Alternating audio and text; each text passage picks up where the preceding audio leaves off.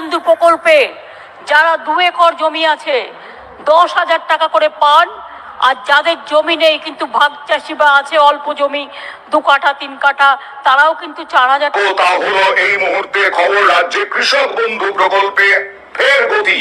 রাজ্যে কৃষক বন্ধু প্রকল্পে ফের গতি। সুপ্রভাত সম্মানীয় ভিউয়ার্স, নাও ওয়াচিং বিশ্বাস ইন্টারনেট চ্যানেল।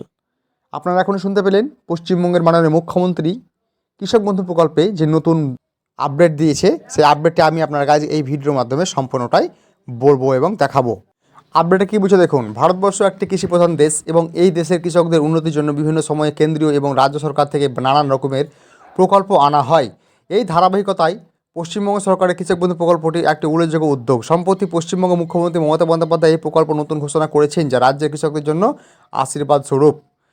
কৃষক প্রকল্পের মাধ্যমে রাজ্যের কত কোটি মানুষ রাজ্যের সুবিধা পাবেন? রাজ্যের 1.5 কোটি কৃষক এই সুবিধা পাবেন এবং এর জন্য সরকার 2,900 কোটি টাকার ফান্ড বরাদ্দ করেছেন।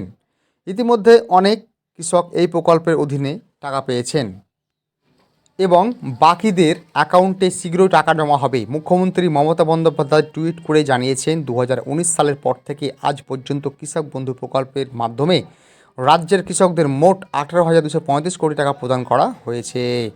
এছাড়া 18 থেকে 60 বছরের মধ্যে কোনো কৃষক যদি মারা যায়, তার পরিবারকে 1,12,000 টাকা ক্ষতিপূরণ দেওয়া হবে। কৃষক বন্ধু প্রকল্পের বিস্তারিত তথ্য এবং স্ট্যাটাস কীভাবে জানবেন?